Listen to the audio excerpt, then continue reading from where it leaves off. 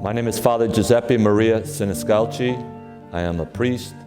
I am a Franciscan friar of the Renewal. I was ordained on May 14th, 2011. I graduated Boston College Law School in 1993, and at that point I moved down to Miami, and shortly thereafter I met the Agrupación Católica Universitaria. I was part of the young men's group where we experienced formation and direction under the leadership of Father Llorente.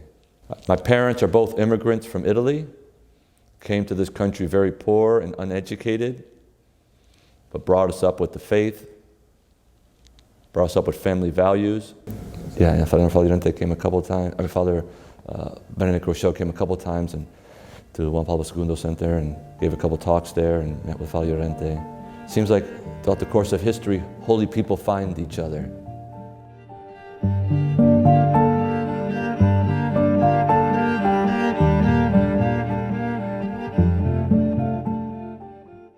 When I moved to Miami as an attorney, I was looking for that faith, that clarity that God gives us in His Holy Catholic Church. And I met a couple young men who were part of the ACU, and they invited me, and they introduced me to Father Llorente.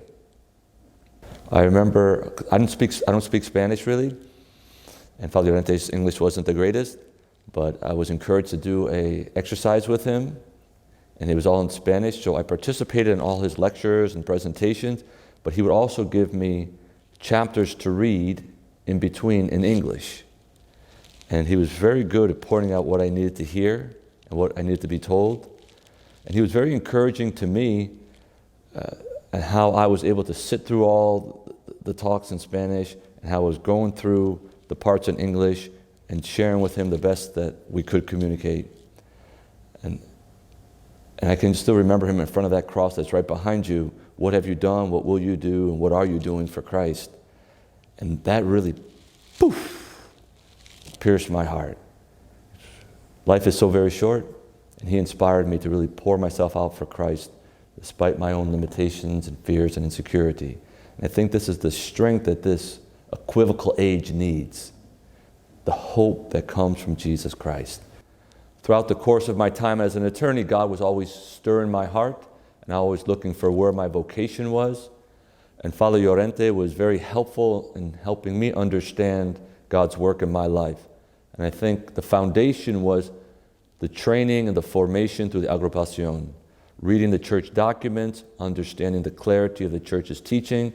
And I can remember really feeling and sensing in the depth of my heart that the more that I studied the church, studied the teaching, and intellectually wrestled with it, the more beautiful it was, the more life-giving it was, and clearly the truth of it all. And I spoke to Father Llorente a few times trying to discern my vocation, and I think I was very resistant to it and gave into a lot of insecurity or fear or doubt, not knowing what to do. And I can remember one conversation I had with Father Llorente in his office. We sat down, I was telling him what was going on, and I was very divided, confused, and fearful. And he goes, "That's it, no more, go. You need to go. It's clear, there's nothing more to think about. You have a vocation, go." Unfortunately, because I'm stubborn and fearful and everything else, I didn't really listen, but eventually I did. And I joined the Franciscan Friars Renewal in the year 2002. When I think about Father Llorente, I think about the three theological virtues: faith, hope, and charity. And obviously, he was a man who possessed all three, but above all, what I saw in him was a great manifestation of hope. And hope is what we need in this time in our lives. And I think he brought that hope in a very powerful way to the exiles from Cuba. Their whole lives were destroyed. Things were taken away from them. People were killed. But he brought the hope that comes from Jesus Christ. And this is not a human hope that I saw in him. Not the hope that everything's going to be okay and comfortable, which is almost kind of superficial and petty. But the hope of the cross of Jesus Christ, that we need to be faithful at all times, knowing that God works it out in the end. And from that hope, what I saw very powerfully in Father Llorente was the virtue of fortitude, which I think is a cardinal virtue, but from that fortitude came the human virtue of leadership. He was able to inspire others. What I saw repeatedly when I would come to the meeting, the guardias, where he would be teaching, the men would cling to him, would go to Father Llorente. And I've heard countless stories of people in their struggles and their difficulties, whether it's in their marriages, in their families, in the business world, and not knowing how to live in this current country of the United States, that Father would guide them and encourage them with the clarity of the truth of the Catholic Church. Never wavering, never compromising, never confused, but the clarity and the strength. And because of that clarity and the strength was the hope. And I just saw this repeatedly in men of all ages, professional men, that Father Llorente was able to touch their hearts and inspire them. And it was his personal strength of character that gave them hope to fight, to live, and to do what's right and wherever they were. And I can remember him being on the bench on the side of the Juan Pablo II retreat center. Men would come in and I would come in and he would just be sitting there holding court. People would come and sit next to him and he would give words of wisdom and encouragement. Confessions. I'm sorry? Confessions? Confessions at times, yeah. Yep, confessions at times, encouraging men along the way, and groups would gather. But it was clear that it was his personality, his strength of personal sanctity that was the glue that held this group together. And because of his strength, because of what he went through with the people and being exiled himself and standing with the people with fidelity and trust and constancy, that there was just a great trust and belief in him and his holiness. And this inspired the members of the Agrupación to live accordingly.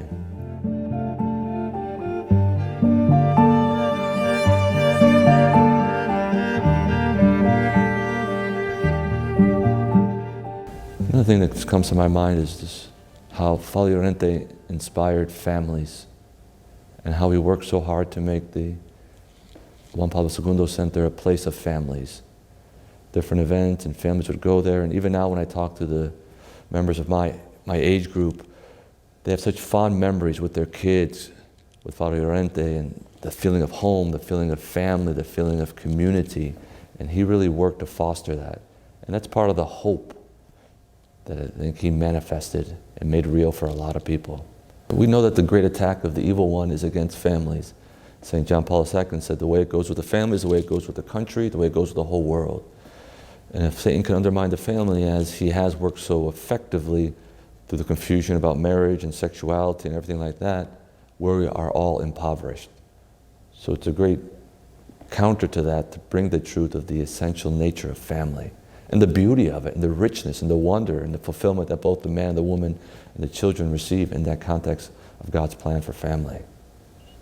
So, and I think that's what Agrupación's great gift is, to raise up holy and righteous men so they can be good husbands and good fathers and good leaders in society. And if you look at the members, you see that it has worked. And in this world, the fact that that has worked has to be the Holy Spirit.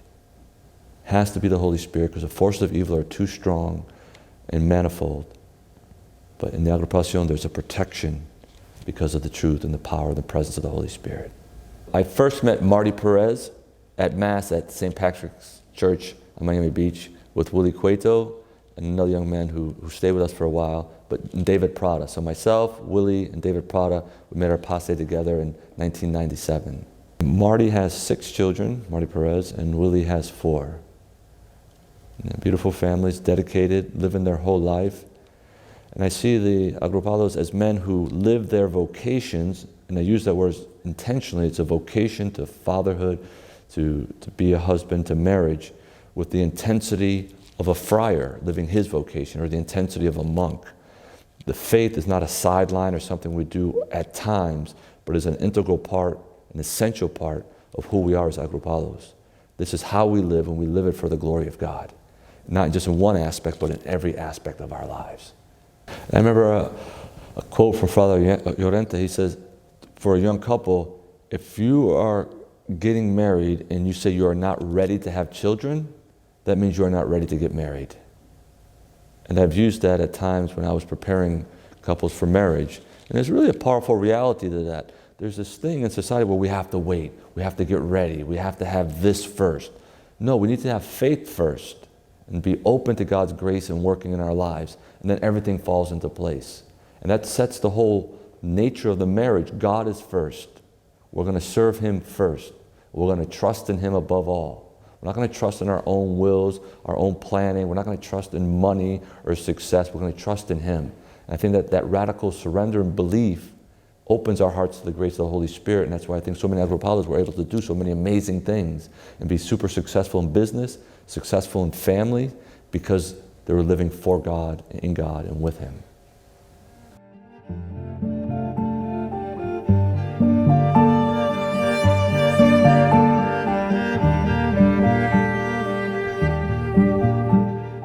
The greatest aspect of humility that I saw in Father Llorente was he was obviously a super intelligent man, super competent, super capable. He really could have done anything. He probably could have been in some big position in the Vatican or done very powerful, notable things on a large scale, but he made a humble commitment to Agrupación. He dedicated his life to stay with the members and to support them and to be with them in the exile and the struggles that they were going through. To me, it's an incredible act of humility. I'm with you. And in the simplicity and the struggle of whatever's going on. And when he first came to the United States, he didn't know how things were going to turn out, but it didn't matter. He was committed, that's the fortitude, but there's also a profound humility in that. I'm not going to think about myself, I'm just going to serve.